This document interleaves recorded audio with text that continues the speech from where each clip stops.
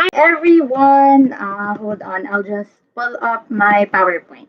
So, hi everyone. Thank you for joining me today on this live stream about a guide on rebuttals. So, before I begin, I'd like to thank PDU for giving me this opportunity to once again be part of debate education in the Philippines. It's been years since I retired. So, forgive me if I'm going to be a bit slower when it comes to debate terms. It's been a while since I've used them. Also, just to make sure that you are pretty much on board with everything that we're going to talk about here today, please check out the description box below.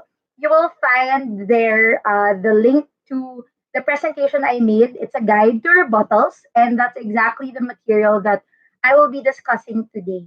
Um, so I asked permission from the PDU Execom also. Before I begin, since we're just a few for now, um, before I begin with the actual rebuttal lecture, I'd first like to ask you guys for help for some of the causes that are important to me right now in light of the COVID-19 pandemic. So the first one is it's from my alma mater in St. Classicus College.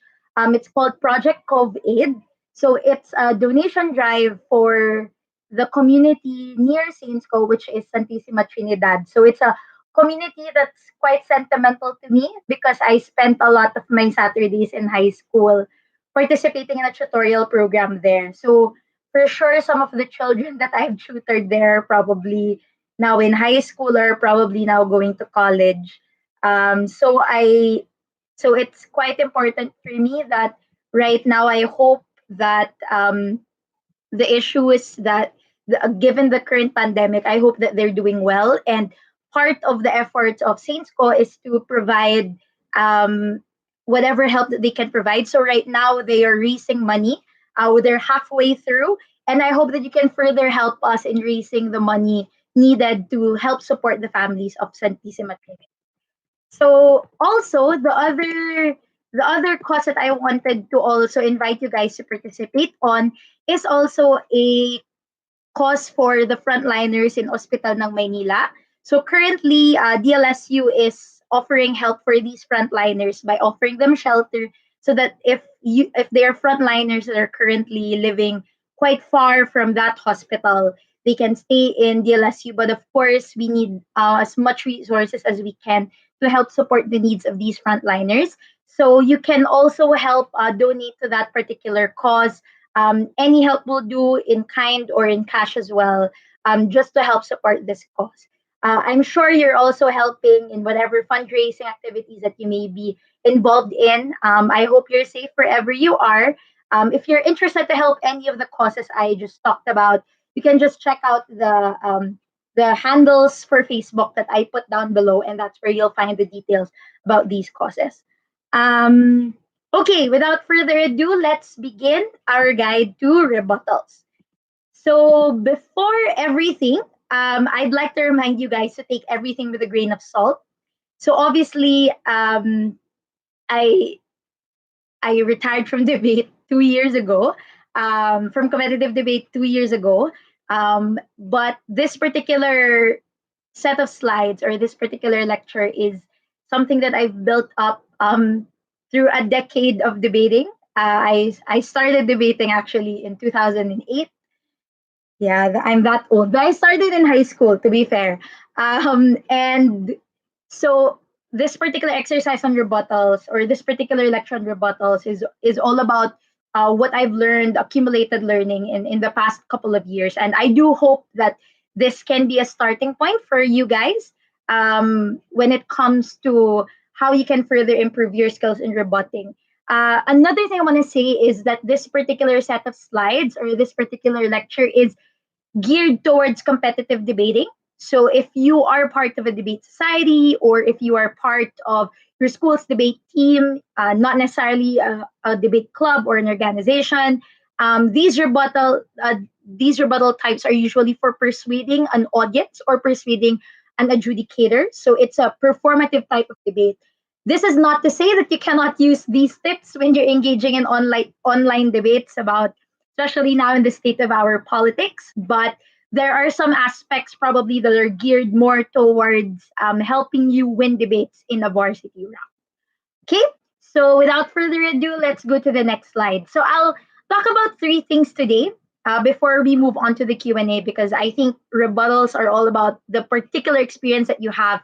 So as much as possible, I'll try to give a glimpse onto the basics and a few of the tips that you might need if you are going to be a rebuttal speaker or be someone who's a responsive speaker in your team. The first thing I'll talk about is listening to arguments.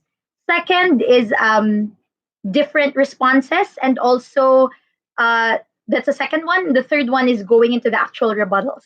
So I'm looking at the comments right now, the live chat. The slides are found in the link I put in the description box below. That's tinyurl.com/pdu2020 rebuttals. Okay? All right. So let's continue. So for the first one, for listening, right? The first key thing that I want to emphasize today is that failing to listen is tantamount to failing to rebut. And what I particularly want to say here are three things, three guides when you are listening. Because I think when you're debating, you're often caught up in two things, right? The first one is you're caught up in listening to your opponent, and usually your opponent will say a lot of things in that span of 7 minutes or 8 minutes, depending on the format that you're using. Likewise, you're also focused on your own speech because you're trying to prepare your arguments. You're trying to prepare the material that you're going to talk about. Oh, Adrian's in the live chat. So I think he'll give you guys the link to the slides as well. Um, and the thing is, a lot of debaters get caught up in everything that they're doing, things to the extent that you're unable to really listen. And that's why I think I have three tips for you today when it comes to listening in a round. The first one I'd say is you have to, when listening to your opponents, you have to focus on the conclusions that they are making and not the statements that they are making. So I've judged quite a lot of tournaments in the past, and a lot of debaters, especially the new ones, tend to make this mistake of trying to rebut specific statements or quotations coming from their opponent, which is not to say that that's necessarily a bad thing. Only that you should not try to focus on specific statements if that statement is not the conclusion of the argument. So when you're listening to your opponent, an important question that you have to ask is, what is the point of this person, right? Why is this person saying all of these things? Because if you're not going to ask that question, the tendency is to fall into the trap of just looking at the specific statements that they are making as opposed to the actual conclusions that they want to make. And the moment that you don't focus on the conclusions, then essentially you're starting off your rebuttal with a false lead, with a false start, and therefore the tendency is your rebuttal isn't going to work to the maximum extent that you want it to work. The second thing I'd say is I think what's also important is that you have to take note of the key premises that lead to the conclusion. So again, when you're focusing on the conclusion, it becomes easier for you to think of what is the logical process that leads to that conclusion. And that logical process, more often than not, is essentially essentially the premises of the argument. And when you are able to take note of the key premises that are leading towards the conclusion, then you are more likely to be able to map out what are the weaknesses of that argument. We'll go more into that later. And a tip that I have, something that I've used numerous times, does it matter where I am? Does it matter when I was at which point in my career? But using flowcharts really helped in terms of really mapping out the process of specific arguments. Later on, I'll give you an example on how flowcharts are able to really help you map out premises. The third thing I'd say is, and this is a tip when you're leveling up, if you are already in your, say, second or third year of debating, and you've started to break into more complicated rooms where your opponents are saying like 5 or 6 points, like lots and lots of details, lots and lots of matter, lots and lots of facts. And this is a tip I give to my kids as well. Drop your pen and listen, which is usually a tip that a lot of debaters don't follow, because the moment that you drop your pen, the moment that you stop writing, the tendency is for people to think that they're missing on things. But more often than not, what I realized eventually later on in my debate career is that if you are in a high level room, or if you are in a room that has a lot of debaters that pack their arguments with lots and lots of material, more often than not, the main points that they're trying to make are easier to understand when you just try to listen without necessarily writing things down. Because the moment that you write everything down, that's when you tend to get confused as to what the real point is.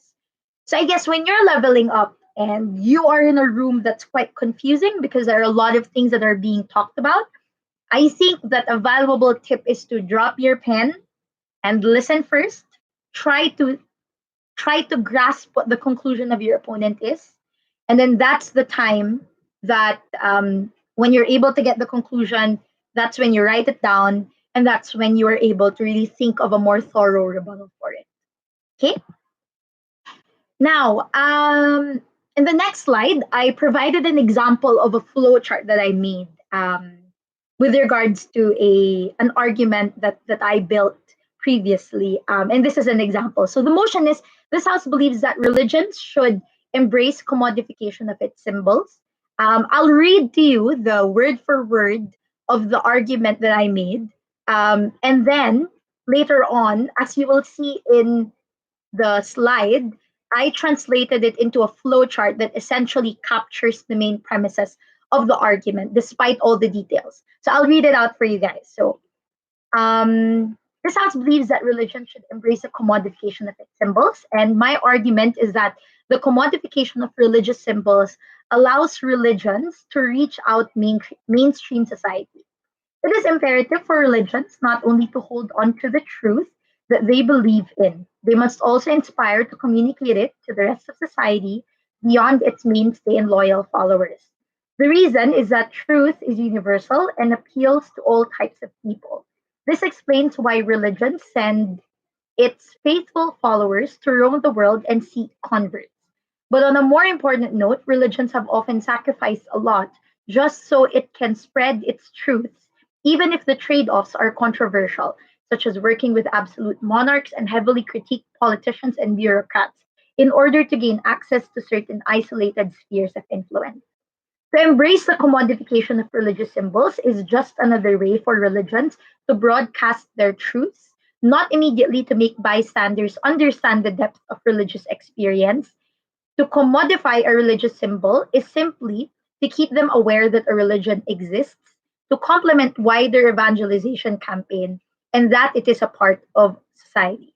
So to make a commodity out of religious symbols is to sell religious items like a cross in economies of scale.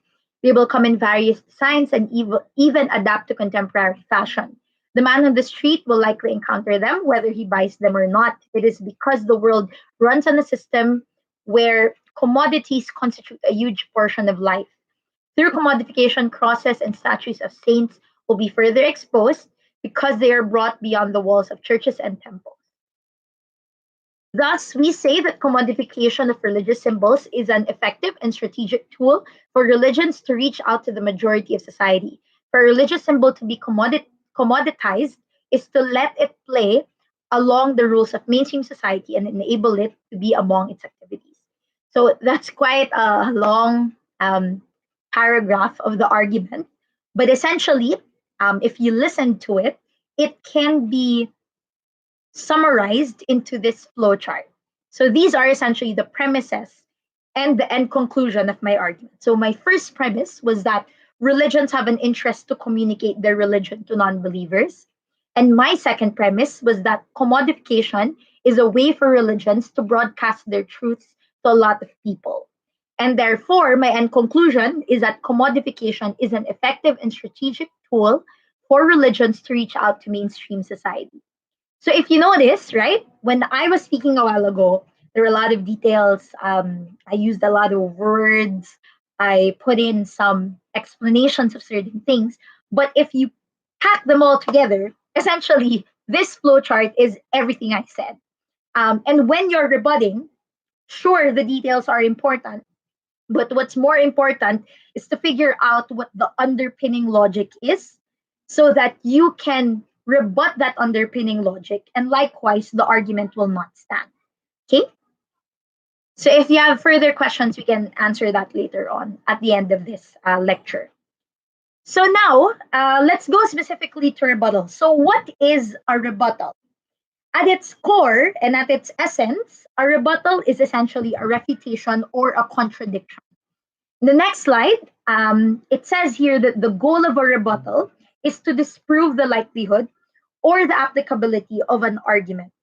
So note that the importance here is to disprove, which means that it assumes to begin with that the argument tried to prove something, and that specific proof that the argument provided is something that you need to attack from a rebuttal standpoint. So, what is the role of a rebuttal in a debate? And this is where my disclaimer comes in that the lens I took when making this particular set of slides is that the lens of a varsity debater. So, the role of a rebuttal in the debate is to show the audience that the argument is not a good reason to believe the other side. So, for sure, if you're a newbie debater, you'll be bombarded with all of these terms: rebuttals, arguments, issues, whipping, points of information, which are going to be discussed in the in this workshop series. But I think what's important to remember is that at its core, a rebuttal, an argument, is a reason to believe one side, right? And therefore, corollary to that, a rebuttal is showing that the argument of your opponent is not a good reason to believe them. Okay, so the reason why I'm making this particular distinction is because I think when people say that they're going to rebut, the tendency of some debaters is to resort to other forms of responses, which isn't necessarily wrong. But I think if you are unable to differentiate rebuttals from the other forms of responses out there, the tendency is for you to let go of the specific value that a rebuttal will have in a debate. So, what are these other forms of responses? So, let's go to slide number 9. The first type of response that a lot of newbie debaters do is a retort, right? So, what is a retort? A retort is essentially taking a statement and saying why that particular statement is wrong or is untrue, right? Now, the pro of this one is that it can whittle down the credibility of an opponent. So let's say it's a very controversial line or it's a controversial statement that was made in the debate. So as a next speaker, you pound on that and then you say, "Oh, my opposition team is mistaken. This is such a wrong statement to make, etc., etc." That's a retort, right?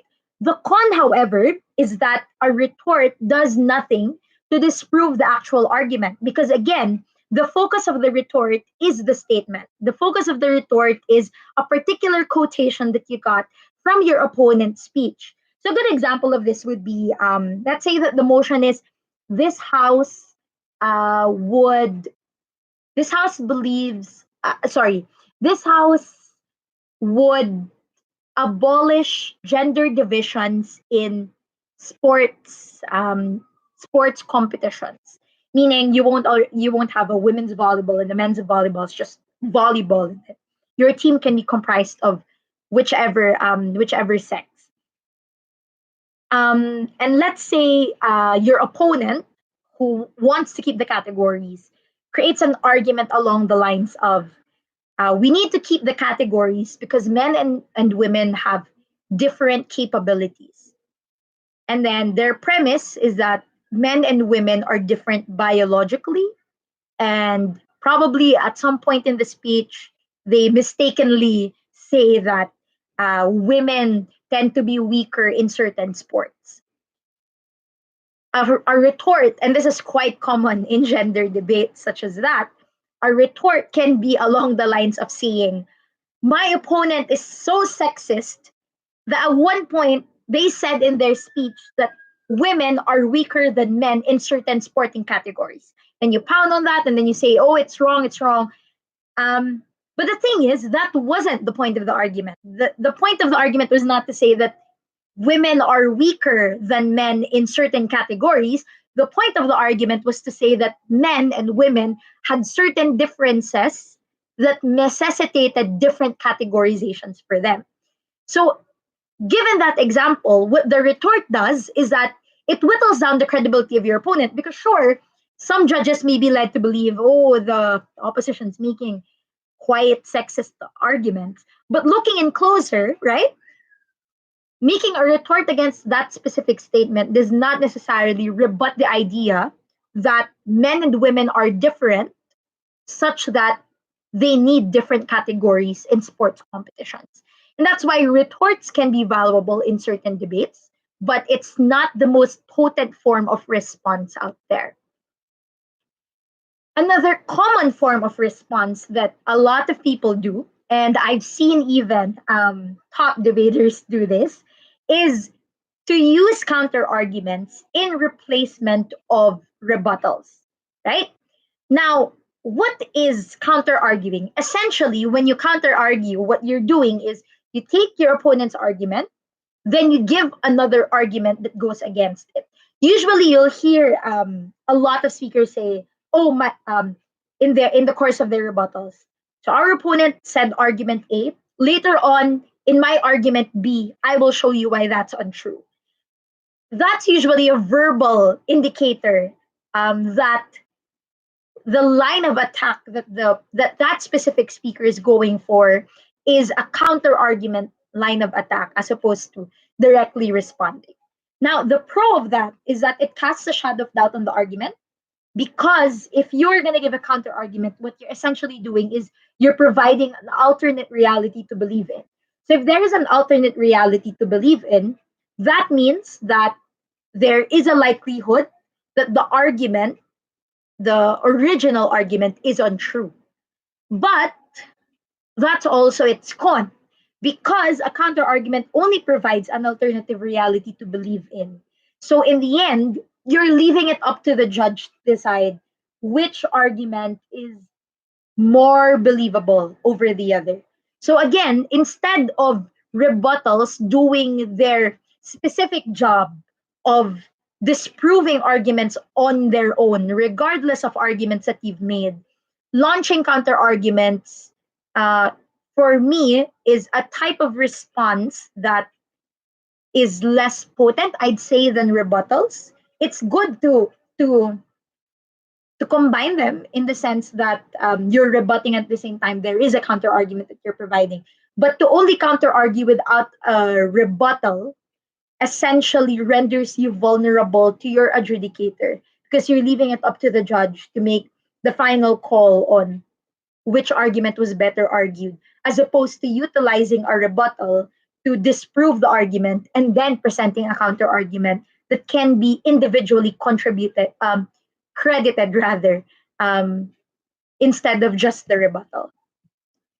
I'll give an example for this one.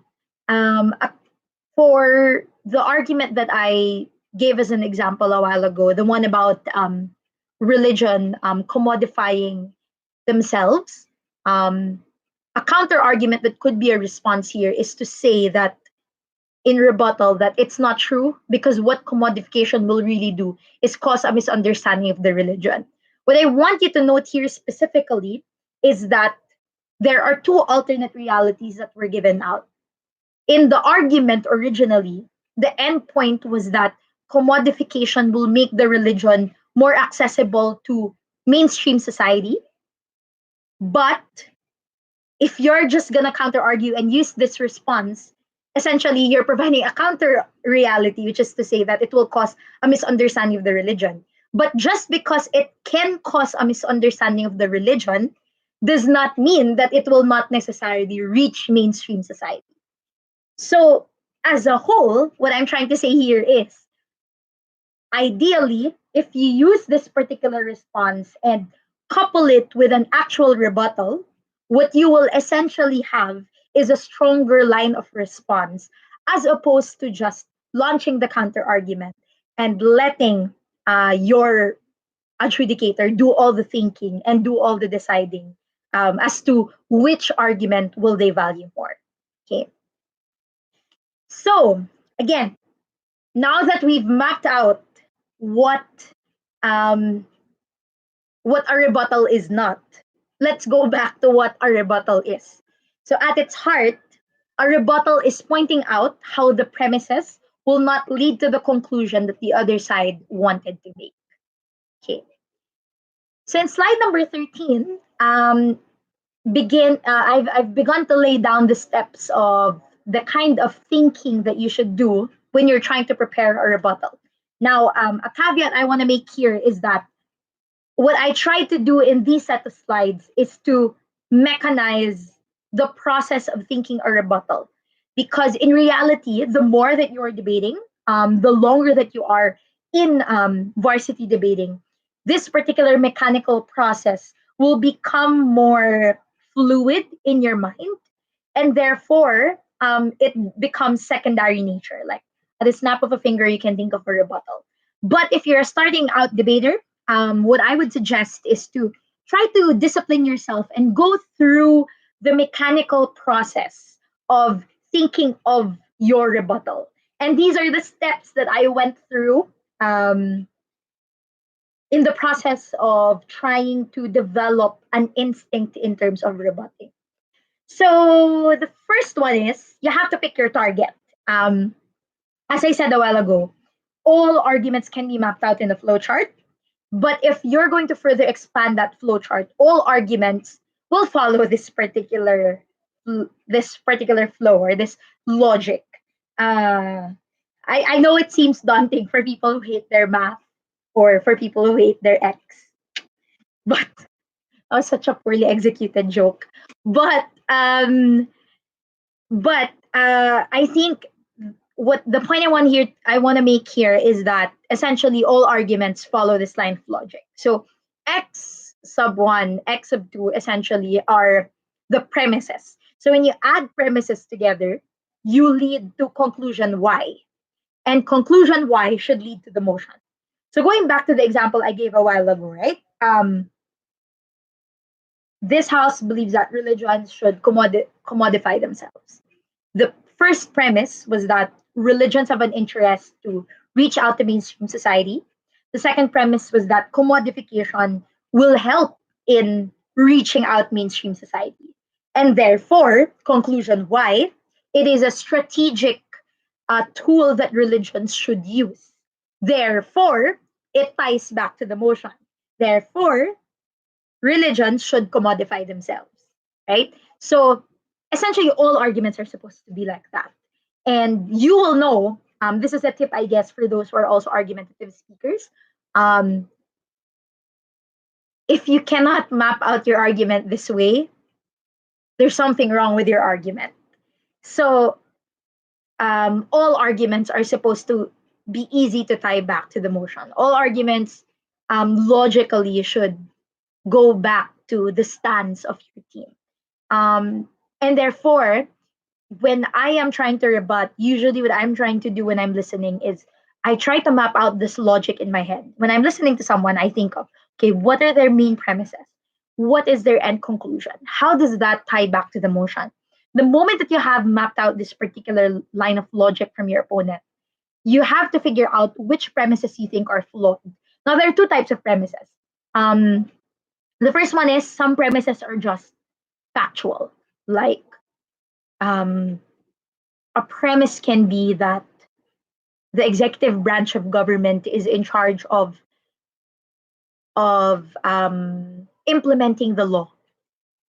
Now, obviously, that's factual, like unless you change the constitution. But obviously, that premise that's usually used in a principled argument. But usually, those types of premises are factual.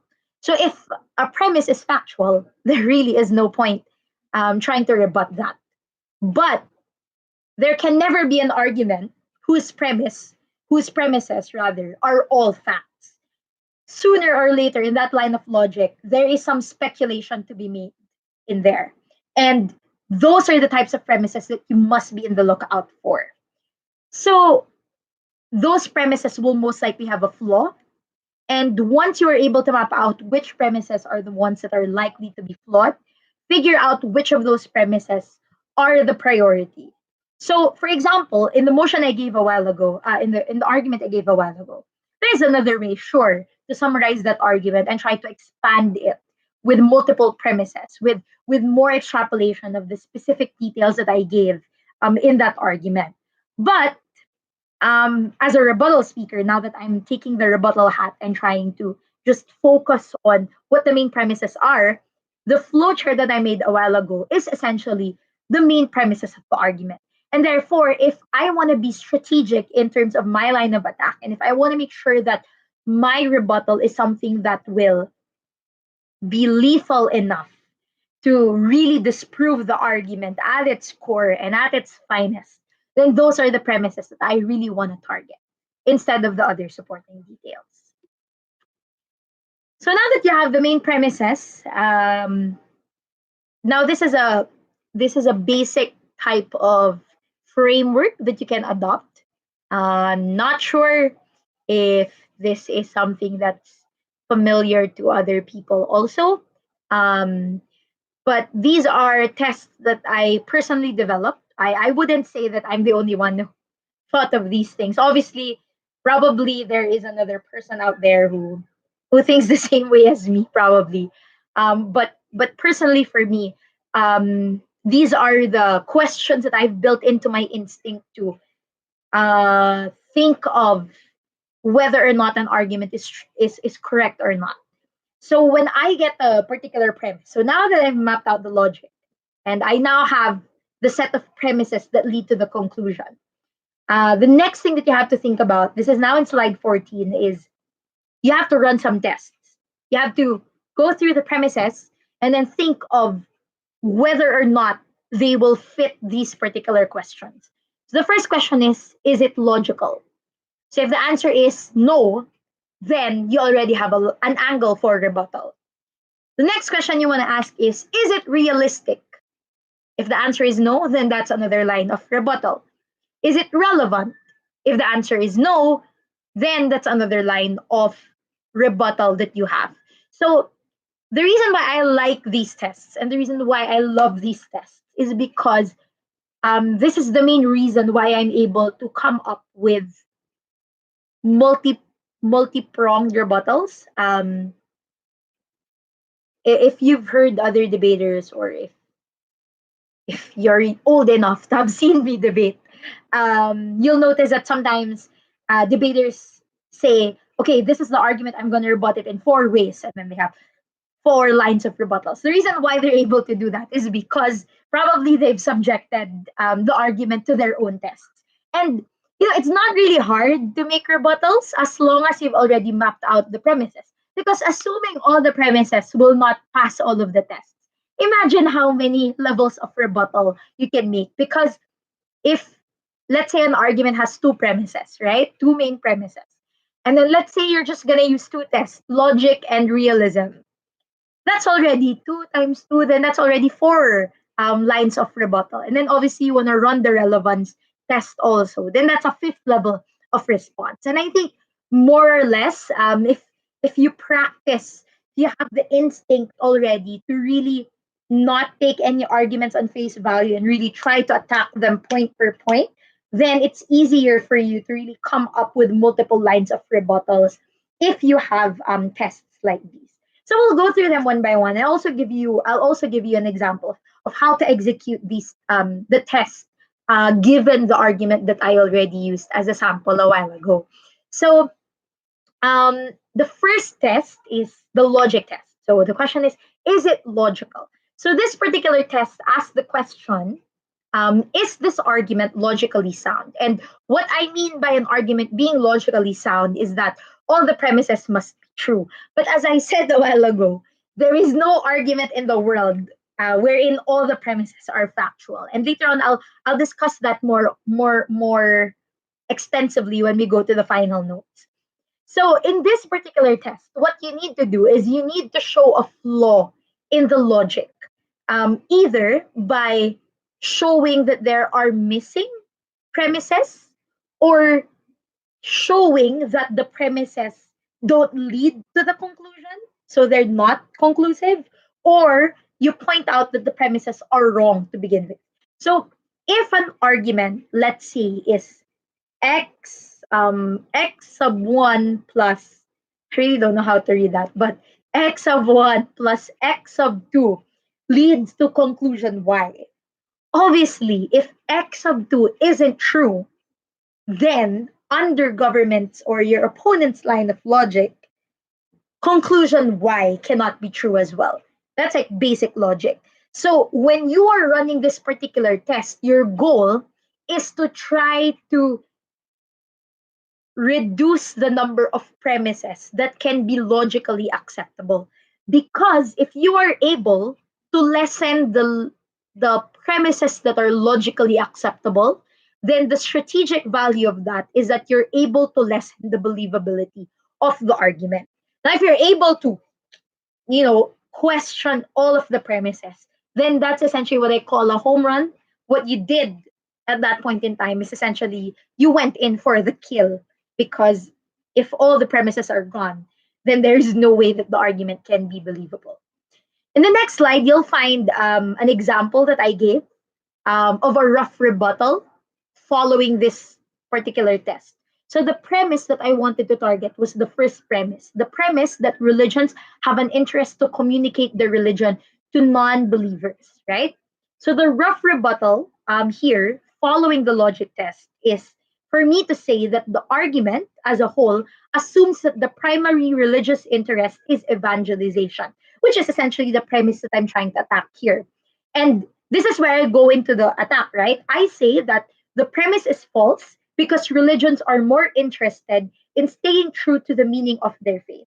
Then afterwards, you can explain, you can give examples of why that's true, you can demonstrate why that particular line of attack that you gave is true, and then conclude it. Therefore, the commodification is not strategic in fulfilling the interest of religions. So that's one example. Obviously, there's another way to attack this argument. You can probably try to attack the logic using the second premise. Try to show that commodification is not an effective way to broadcast to mainstream society, right? So that's the first test. The second test is it true? And this particular test asks the question, is this argument true in reality? So what you need to do here is you want to show counter examples and point out false matter. If like you see that your opponent used false matter in the debate, then in this particular test you can point that out to your adjudicator or your audience. And essentially, the end goal is to show that the argument is not realistic. So the frame of mind here that you have is, sure, it may be logical, like theoretically it makes sense, but in real life, will it really happen? So your goal is to show that it won't. A pro tip that I have for advanced debaters is, if you're going to provide a counter example, you don't just want to, throw it out there and say, oh, that's not what happened in this specific case, which clearly shows that the argument isn't true. What you want to do is you want to get that counter example and you want to extract specific characteristics of that situation that can be applied to the motion, which will show that in this case, the argument is not realistic. So much like the logic test, the strategic value is the same. What you're aiming for is to lessen or to kill the believability of the argument. So here, the premise that I want to attack is the second one, the second premise. So commodification is a way for religions to broadcast their truths to a lot of people. The way that I'm going to attack this using the truth test is to ask the question, is it true, right? So the way to attack this is the argument is not realistic because it assumes that commodification really widens the reach of religions to non believers. As we have seen in the case of religion X, that is not the case. Then you can explain your case study or you can explain your counterexample.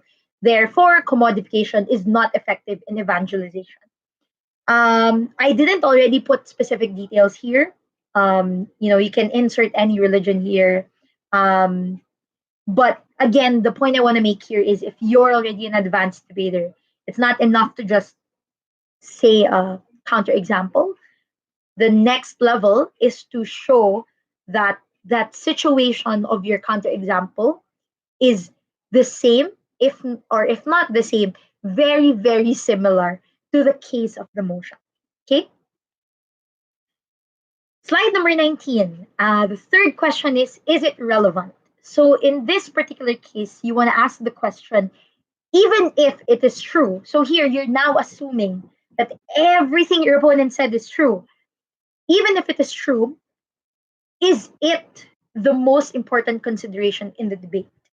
So what you want to do here is you want to present the comparative. And the strategic value that you're aiming for here is you want to diminish the importance of the argument of your opponent. This is quite difficult to talk about theoretically. So let's go directly to the example because it's quite easy actually. It just sounds a bit up there.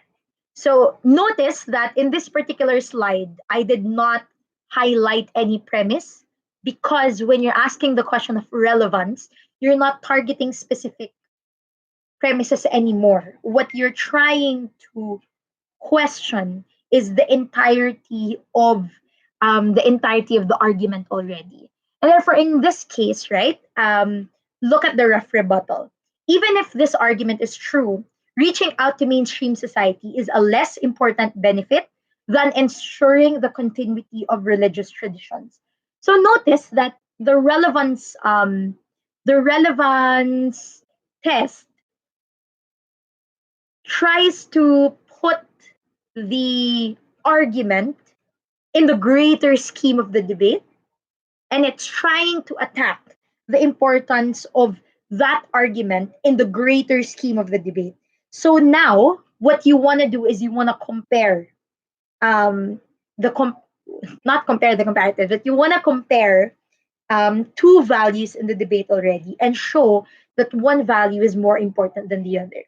This particular test is very, very important for WIP. So I know Kitty did a lecture already a while ago. So for sure, she talked about comparing. And I think that this is similar to that.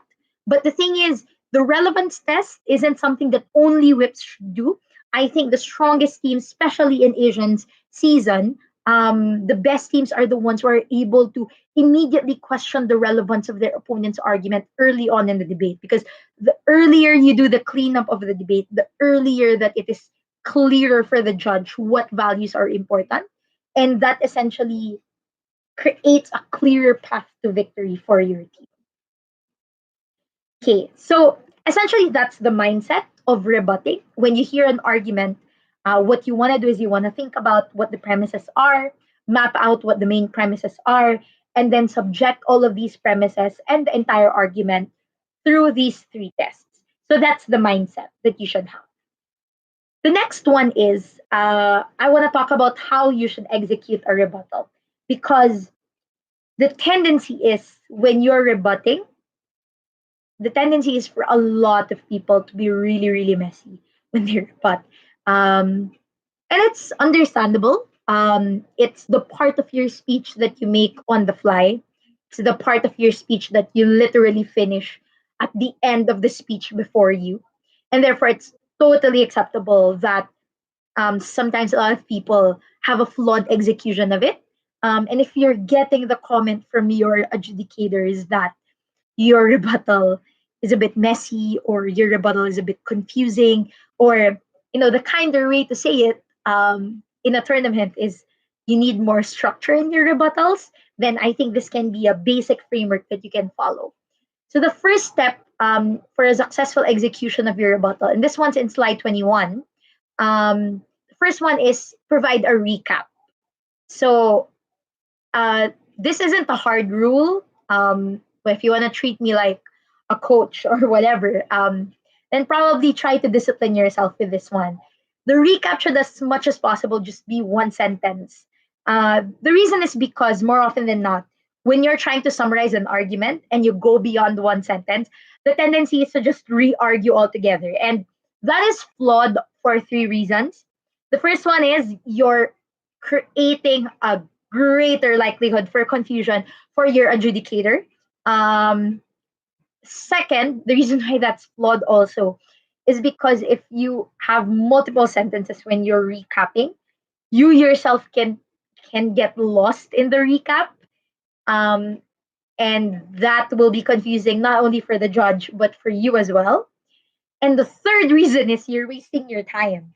Because if you spend a lot of time in your recap, you only have 7 minutes, and you spend more time on your recap as opposed to the actual rebuttal, then you're doubling the airtime of that argument of your opponent.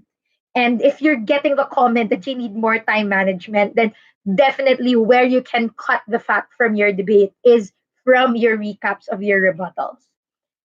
Usually, having a one sentence recap streamlines the rebuttal. It streamlines your own way of thinking when you're already approaching the rebuttal. And it also streamlines the frame of thinking that your judge has when listening to you as you execute your rebuttal. The second step when you execute your rebuttal is to give the punch. Um, so the punch is essentially when you identify what exactly is wrong with the argument. Um, a lot of debaters don't do this. Even advanced debaters, even I myself, forget to do this sometimes. The reason why this is important is because you know how in your arguments, you have to tell your judge immediately what your conclusion is, or immediately you have to tell your judge what I'm going to argue is this. Likewise, if you're gonna rebut and you're just gonna give the recap, then launch directly into the explanation, you're not giving your judge the opportunity to understand the angle at which you intend to attack the argument. So essentially, when you execute the punch, what you're trying to do is you're already framing the mind of your judge to understand what you want to do in your rebuttal. So this is pretty much simple. You can be as straightforward as saying that so my opponent's argument was illogical. My opponent's argument was untrue in reality. My opponent's argument is irrelevant in the greater scheme of the debate. Now, notice that the words I used are the ones that are in the tests. So you can actually use the tests to become the labels of your punch in your rebuttals. Then you go into the explanation. This is pretty self explanatory. And lastly, provide your link or your tie back. So, what you want to identify here is you want to identify the impact of your rebuttal to the debate. So now that you've shown that the argument is untrue, what does it mean for the debate? Did your opponent lose a benefit? Did your opponent lose a harm? Did your opponent lose a justification? So usually it's just one of these three things, and explicitly saying it at the end of your rebuttal tells your adjudicator what the value of your rebuttal is in the debate. And I think the reason why this is important is because if you don't tie back your rebuttal, the tendency is for your rebuttal to seem like you just wanted to do some mental gymnastics and show that the argument is false. Um, Also, for your own sake, if you discipline yourself enough to provide a link or a tie back, and you're unable to provide a link or a tie back, then that's already an indicator that probably um, you're doing a retort, or you're doing a counter argument, because all rebuttals are supposed to be able to cancel out a specific benefit or a harm or a justification, because those three things are essentially what an argument is supposed to do: provide a benefit, provide a harm, or provide a justification. Okay, so some final notes before I start taking in questions from you guys. So just type them in this live chat if you have any questions. Um, so some final notes. First, Rebutting is a skill and it requires a lot of practice. Take it from me. I've been a varsity debater for more or less 10 years of my life. And while I'd say that rebuttals would be one of my better skills, it's not something I was born with. It's something that really required a lot of practice. And some practices that I would recommend that I personally went through. Number one is to watch videos, then rebut them. Also, just debating one on one against your teammates or against your friends. My debate partners. We in my There was a time in my debate career that I literally lived near my university, and because I lived there and my debate partners were also living near the university, we'd spend more time training on our own and also just doing rebuttal exercises amongst ourselves. And I think the type of practice really helped me hone this particular skill. So if right now rebutting is something that you're not comfortable with, it's something that you're struggling with, just practice again and again. Join tournaments, just try to rebut videos. The more that you try to practice it, the more that rebutting or the mindset that you need when it comes to rebutting, the more that it will be ingrained in your head, and eventually it just becomes an instinct. It's kind of like you're building muscle memory for it in your brain. That's pretty much what you want to do when you're rebutting, because as I said, it's really it's a type of thing that you do in a debate that you don't prepare for, something that happens in real time. So the best preparation that you can do for it is to try to build the instinct for it, and that can only be done by practicing. The second note I want to make is that all arguments have a rebuttal. And if there is no rebuttal, then it is not an argument, it is a fact. And if it is a fact, that means that it is value neutral in a debate, because facts out there can be spinned to benefit either side of the debate. So if your opponent gives a fact that is useful for their side, and that's it, there's no argument that comes with it. The fact in and of itself cannot make them win. So what you have to be on the lookout for is the underlying argument behind that particular example or behind that particular fact. Um, Obviously, if you build an argument well enough, it becomes harder to find the rebuttal.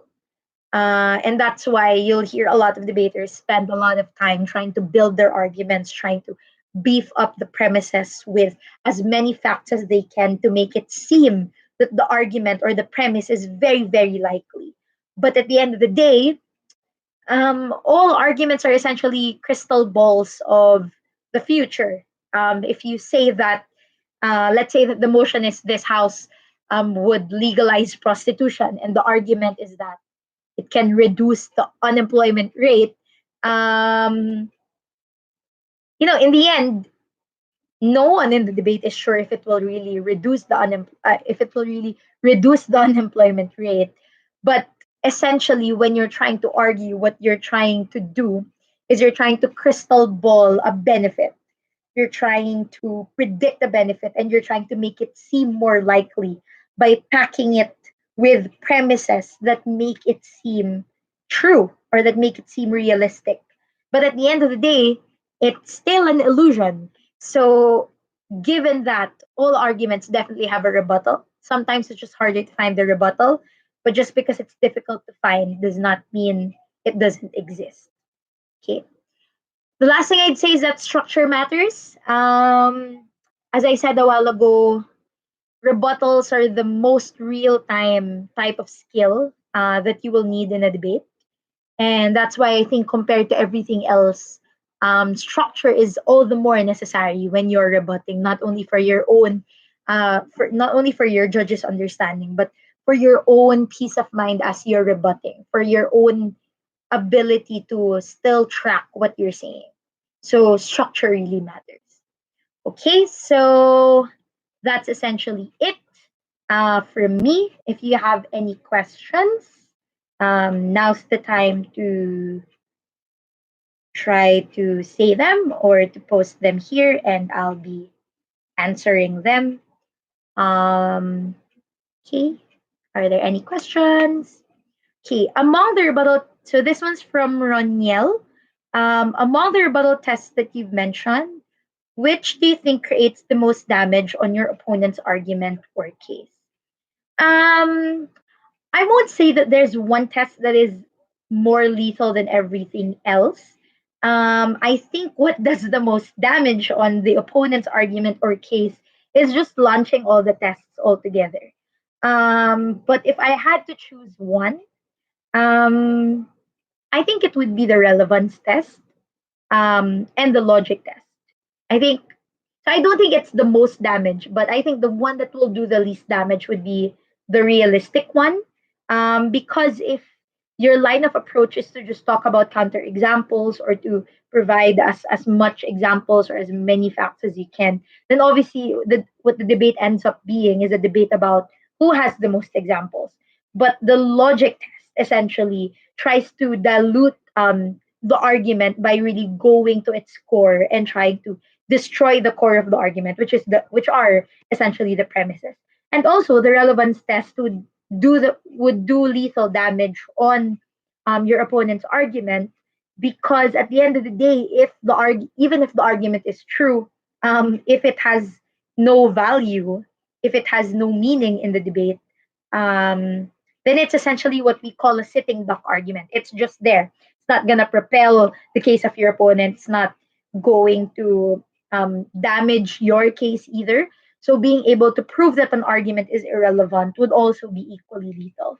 So I don't think there's one. I think logic, if I had to choose, logic and relevance would be the one that creates that a lot of damage.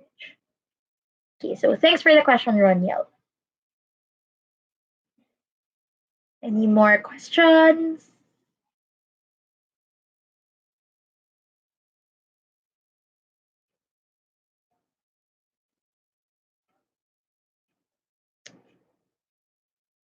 Okay.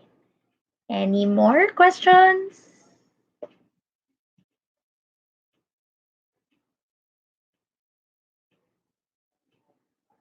Mm, mm, mm, mm. Okay, so while I'm hoping someone's typing a question, but there are none.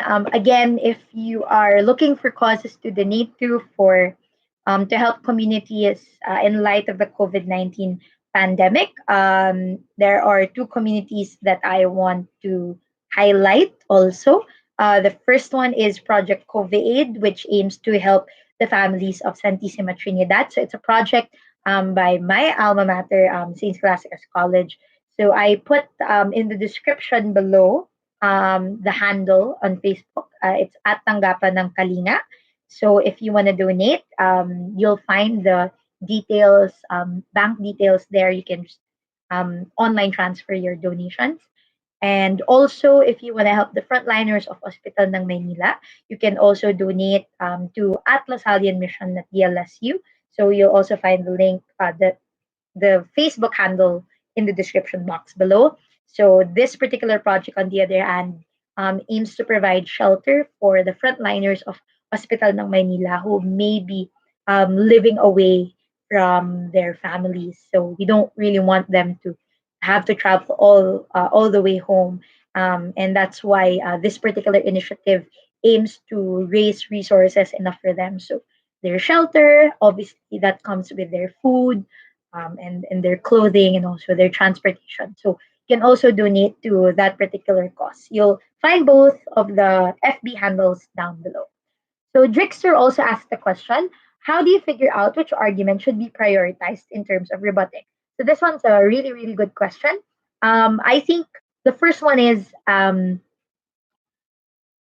would the caveat I want to make before I answer this question is um, it's much preferable to rebut all arguments and not let anything pass by, um, instead of trying to prioritize, because and I think this is coming from my debate experience as well. You really don't know how an argument will be valued by a judge. Like for you, you might think that the argument a isn't necessarily an important argument, but it probably was to the judge. So generally, I would caution against prioritizing arguments and deciding not to rebut certain arguments. But if you had to choose, let's say for the sake of time, or at most, I think, and this is what my debate partners love doing, especially my debate partner in Worlds, uh, who's probably watching right now and is probably annoyed that I'm calling him out for it. Um, Probably if you need to prioritize, what you want to do is you want to just give less important arguments to your partner to rebut later on. That's the extent of it. But I'd say generally, do not let any argument go. So if you had to choose which argument should be prioritized, uh, I'd say it's, if you take a look at the tie back of the argument, if the argument is essential in terms of proving the main point of your opponent, or the case line of your opponent, then that's what you need to prioritize.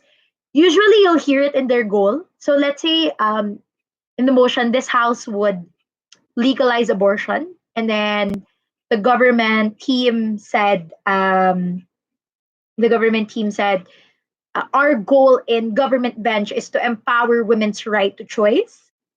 Then definitely all the arguments that are about empowering a woman's right to choice should be prioritized, because obviously those are the arguments that will lead to their end goal. So you want to rebut those arguments. If they did not present a goal, uh, then I think the argument that you should prioritize is the arguments that you think are the strongest in the debate, the ones that seem the most persuasive. You have to immediately try to attack them.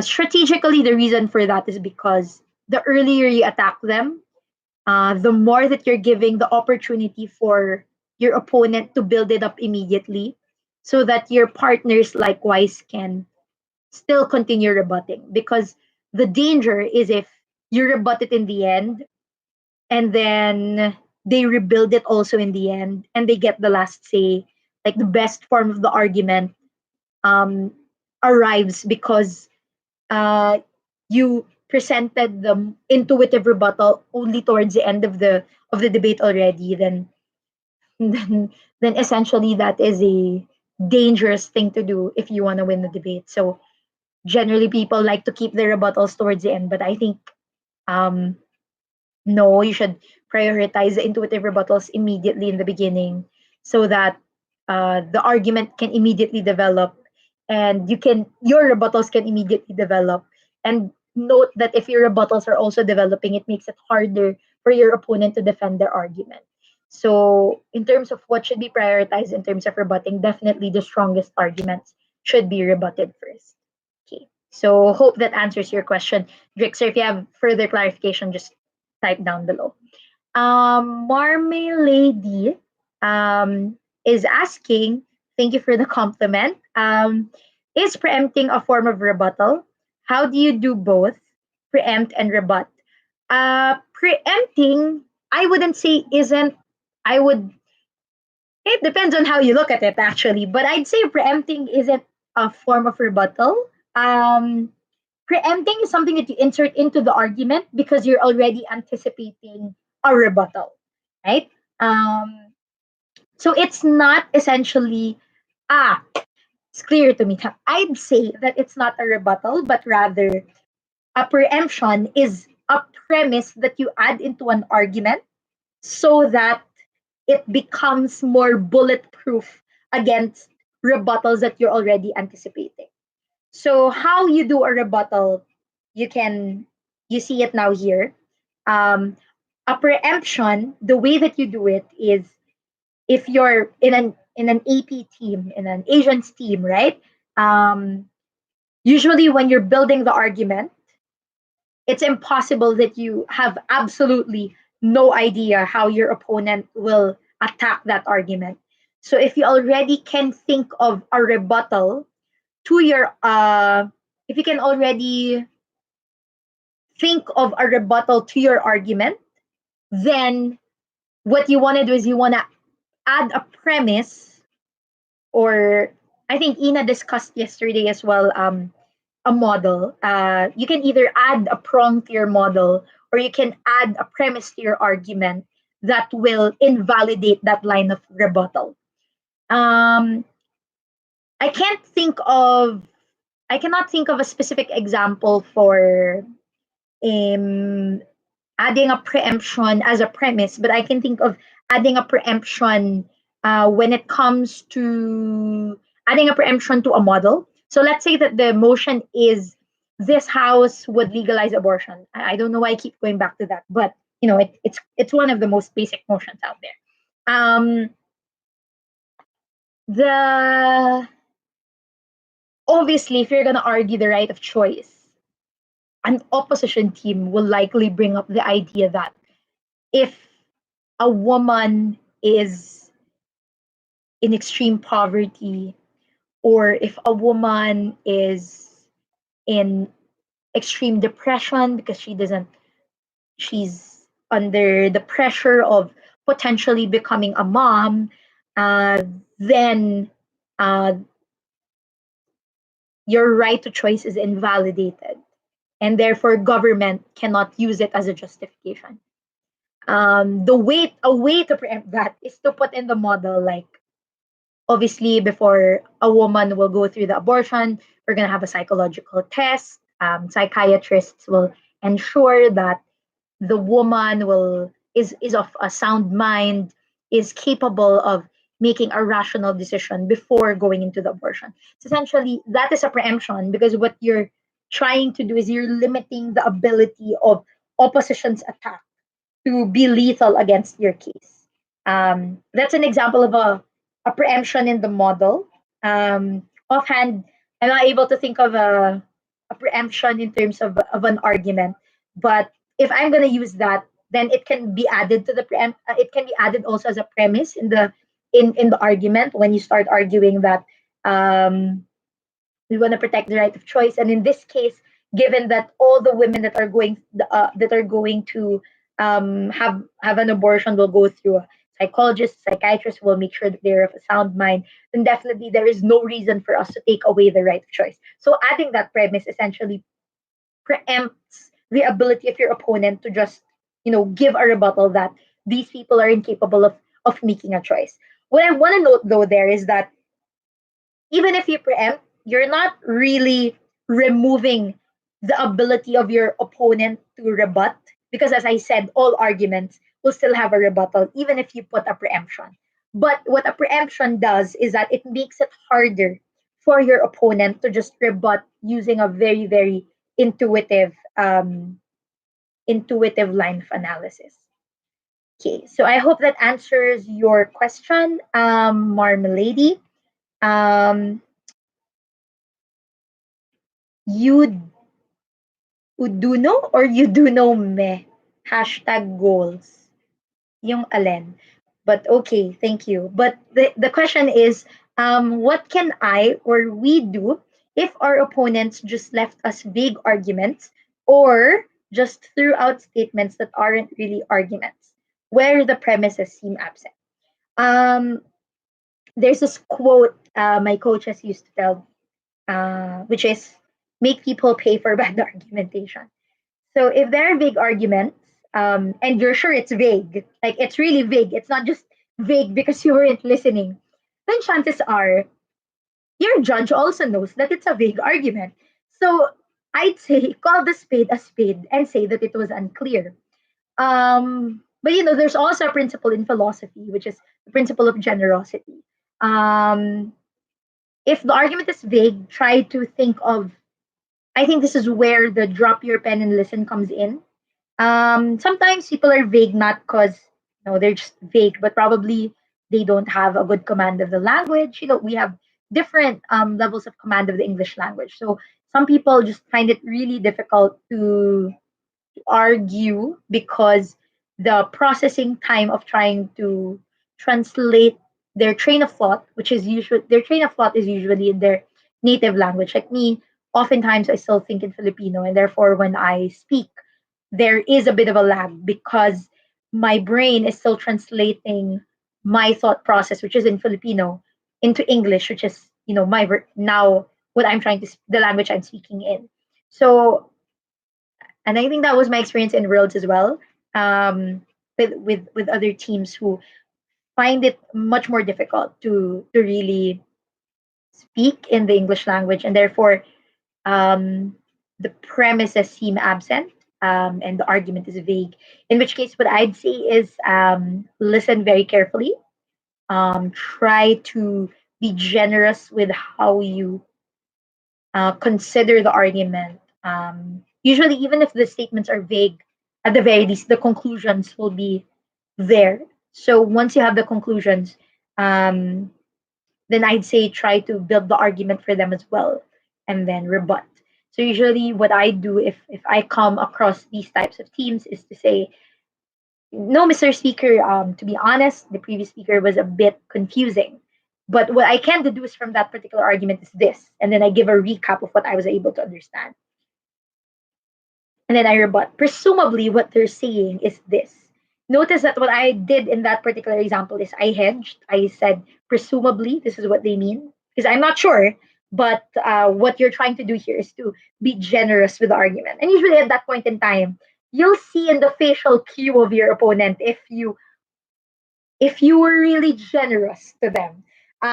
If their face is like, yeah, yeah, that's what we meant, then more often than not, I've encountered opponents who were thankful because I recap their arguments for them, and eventually they use my recap when recapping their own arguments.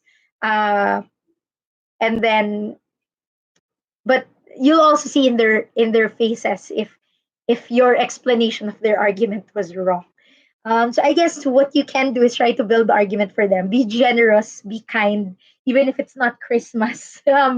Share the gift of argumentation and try to give it to them. Um, Normally, the premises are absent. This is what I said a while ago. Sometimes the premises can be just the premises are probably hidden. Unspoken premises can be there. So if you're an advanced debater already or if you're an intermediate debater already, usually what separates an average speech to an above average speech is the ability to really see which premises aren't explicitly there but are implicitly there and are very, very important to the case. So thanks for that question. Um, with Do Know Me. I'm not sure if I got your username right. I'm really sorry if I bastardized it. Ethan Lemkakeng. Okay. Hi, Ate Mikey. When trying to rebut, in their best case, how can we effectively build ops argument for them without taking up too much time from rebuttals? I'd say don't try to build it to the fullest extent. Just try to build the most important premise that would make the argument fly. So if you are the one arguing that case, what is the one important premise that needs to be there in order to make the argument fly, and then rebut that particular premise? So uh, yeah, I think that's the best way to not take up too much time from rebuttals. Okay. Hope that answered your question, Ethan. Um, Maruel Elfred Vincent Cudio asked, since rebuttals are not the same as counter arguments, do counter arguments count as arguments as well? If so, is it not allowed in a whip speech? So, for me, if I was your judge, it's not. It's not the same as counter arguments, but definitely it is a credit to your responsiveness as a team. As I said, it just has a different strategic value in the debate, and therefore counter arguments will serve a different function. As to whether they will be credited as an argument or as a response, it is mostly up to the discretion of your adjudicator. But either way, it will still be considered as a contribution in the debate. Is it not allowed in the whip speech? It depends. If the counter argument can be reasonably deduced as a logical extension of an existing material that's already in the debate, then if I was your judge, I'd accept it in a whip speech. But if it is a totally different line of logic that's new and cannot be deduced from any pre-existing material in the debate, then most likely it will not be allowed in the whip speech. So hope that answers your question. Dasher Pena asks, what's the difference between a counter argument and an is it true rebuttal test? How do you usually avoid counter arguing if your intent is to rebut? The difference between a counter argument and an is it true rebuttal test is that an is it true rebuttal test aims to disprove a premise, whereas a counter argument would like to lead to a different conclusion using the same premise. So, given the example I gave a while ago, in the case of commodification, the argument there was that commodification will help create access to religious ideals, and therefore it's a strategic tool. The way that we applied the is it true rebuttal test is to provide a counterexample in which commodification was not effective in terms of getting a religious ideal to the mainstream. In that case, what I did was to show that theoretically that may be true, but in reality, it's not true that commodification will be effective in terms of bringing things to the mainstream. Notice that I did not add any conclusion there. The entire point of the rebuttal was just to say that it's not true that commodification will lead to the mainstream. On the other hand, a counter argument will lead to a new conclusion altogether. So, a way to rebut that, a way to counter argue against the argument that I used as an example a while ago is to say that it's not it's not true that commodification will lead to greater access of the mainstream. It will just cause a misunderstanding. So, as I explained a while ago, just because it will cause a misunderstanding does not necessarily mean it does not get into the mainstream. Because getting into the mainstream is about the reach of the ideals, but the misrepresentation or the miscommunication is all about the quality of that reach. So that's a counter argument. So that's essentially the difference. How to avoid, if your intent is to rebut, then your focus should be on the premises and not on the conclusion. Usually, if you focus on the premises that were given in the debate, you're more likely to be able to rebut. Also, for yourself, to make sure that you're not counter arguing, focus on which premises are untrue or which premises are illogical, and focus on the logic before the conclusion. Usually, the mistake of a lot of debaters is to focus on the end conclusion and rebutting the end conclusion, which is correct. You're supposed to rebut the end conclusion, but the way that you're supposed to do that is to utilize the premises that lead to the conclusion. So, focus on those premises. Hope that answers your question, Dasher. Rima Ribriosa is asking, I know it's possible for rebuttals to become arguments if it fits. How can you know though? Any tips? Personally, for me, I don't think that on its own, I don't think that rebuttals will lead to arguments, but the ideas behind them can lead to arguments. Um, how you can know? Usually, if you're already leaning towards a new conclusion, if your line of rebuttal is not about disproving but more likely leading to a new conclusion altogether, then that's likely a new argument. Usually, if you're counter arguing, that's a new argument. So I'd rather, as a debate, usually my tip for my kids or for debaters is to just argue altogether in the argument part of your speech as opposed to trying to squeeze it in as part of your responses. How you can know if you have a new conclusion that is separate from disproving the previous conclusion of your opponent. And my tip, and that's my tip, just argue it as an argument. Try to keep your rebuttals as sacrosanct as possible. Hope that answers your question, Marie. Next, Charlene Enriquez. For the relevance rebuttal, how do you weigh two principles to prove that ours is more relevant? So this is a good question. There are two ways, I think. The first one is more relevant for first speakers. So you can say that there aren't any, for example, if it's a benefit argument, you can show alternative ways to get to that benefit.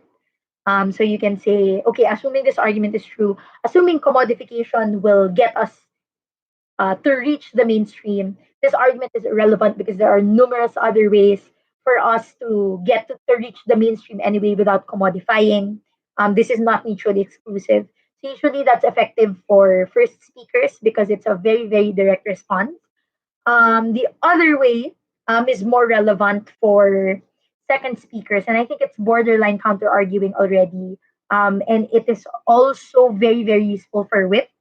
I'm sure Kitty talked about new analysis, but I think this is one form of a new analysis that can be considered. It's really to use pre-existing material in a debate. So if you're weighing two principles against another, then surely there should have been arguments already in the debate, principled arguments from both sides launching their own principles. And the way to weigh those two principles is to utilize the material that's already existing in the debate and try to show that given demonstrations or given explanations, something is more believable as more important than the other. So I guess that's how you can weigh the two principles. Hope that answers your question, Shirley. Um, Kyle, okay, Jason's here, and so is Papat. Papat, by the way, will be giving a lecture tomorrow on replies and POIs. Tare, Papat, I'm advertising you. Um, Ethan, no, Ethan's done. Kyle Luigi go asks, should teams prep rebuttals for arguments that are likely to be released by the opposing team during prep time? And if so, what can teams do to maximize the rebuttals they prep during prep time?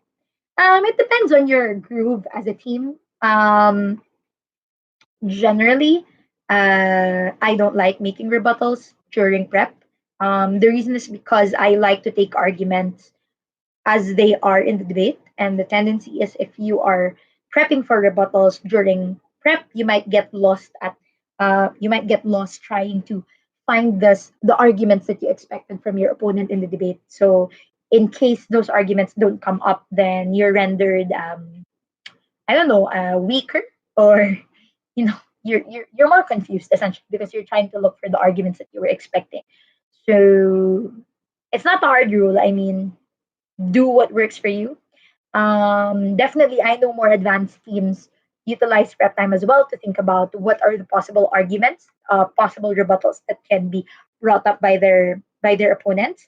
What I'd say is specifically for my teams, for the teams that I've been in, we did prep rebuttals. What we usually did was to utilize our extra time in prep time to create preemptions. So instead of anticipating arguments, what we do is we anticipate rebuttals to our case. And the rebuttals that we anticipate, we add specific premises or we add prongs to our model that would render those rebuttals weak or would render those rebuttals useless. So I think that's a for for my personal experience, I think that was a more useful time use of my prep time rather than preparing specific rebuttals against opponents. Um, yeah, because I don't think can predict your opponents. I think the only time I've tried to prep rebuttals is no if I'm in my own debate society where I debate a lot enough to know the types of arguments that my contingent mates would raise. So I know already how to respond to them. But if you're in a tournament, generally I really don't prep my rebuttals. I like to take the arguments as they are argued. Yeah. So it depends on your preference. Hope that answers your question. This one's from Tony. Hi, Ate Mikey. How can we effectively respond? Sorry, the rebuttals launched against our case. The way I take rebuttals is to, you know, take them as if they're arguments when you're rebutting them. So, launch the same tests. Is it true? Is it logical? Um, and is the rebuttal relevant? And the way to effectively respond to rebuttals is to first point out why the rebuttal is wrong. Probably, so work on it in reverse. If they point out that the premise that you argued is wrong, then obviously the thing that you have to do is you have to re-argue that premise and show that the premise is correct. Um, if the rebuttal of your opponent is effective, generally it gives you already a roadmap of how to attack back at rebuttal because it gives you a clear roadmap as well on the line of attack that your opponent took. So, how to effectively respond to rebuttals launched against your case? Just do what your opponent did, but in reverse. If they said that the premise is wrong, then re-argue the premise. If they provided a counter example, then rebut that counter example and show why it's not applicable in this case. If they rebutted the relevance, then you have to re-argue the relevance. A tip I'd give though is just don't sound defensive when you defend your case. Just be equally, when you're rebutting, generally the mindset is, if you smell blood, just go for it. Likewise, if you're responding to a rebuttal, then the same mindset should hold true. So, hope that answers your question too. So, I was told that we should have this for a maximum of 1 hour and 30 minutes. So, it's currently 1 hour and 26:30. We have 3 minutes and 30 seconds left. If you have any more questions, everyone.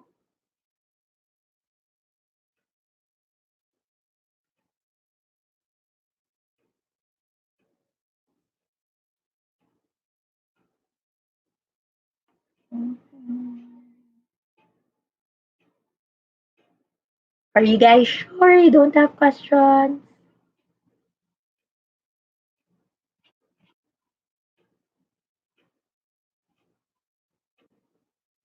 So for those who missed the actual lecture, you can just get the PowerPoint from the link down below. If you don't want to click the link and you'd rather type it, it's tinyurl.com/pdu2020 rebuttals. Okay, Carl Escobar asks, if rebuttals were weak, should you also be generous by assuming the stronger form of the rebuttal? Yes. The simple answer there is yes. But I wouldn't try to beef up the rebuttal. In the same way that when you're beefing up an argument that was poorly argued and you say, um, what they probably meant was this, uh, then that should also be your mindset when you're assuming a stronger form of the rebuttal. Um, but I think instead of trying to assume a stronger form of the rebuttal, if you're able to think of a stronger form of the rebuttal, just instead of bringing it up in the defense part, try to insert preemptions into the arguments instead. I think persuasively that's gonna be stronger than you know putting it in the rebuttals part. Yeah, that's it.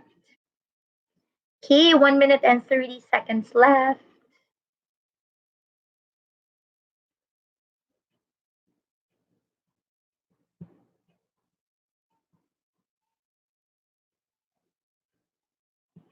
Okay. Are there any more questions? We're given the time. One more question if may hahabol pa. Thank you also for watching and not letting this flop.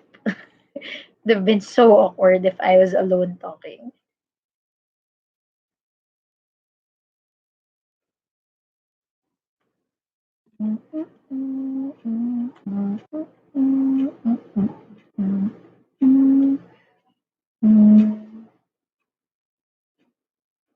So it's the last 30 seconds. If there aren't any more questions, or if you're too shy to ask in the live chat, just comment your questions or send a message to the PDU Workshop YouTube page.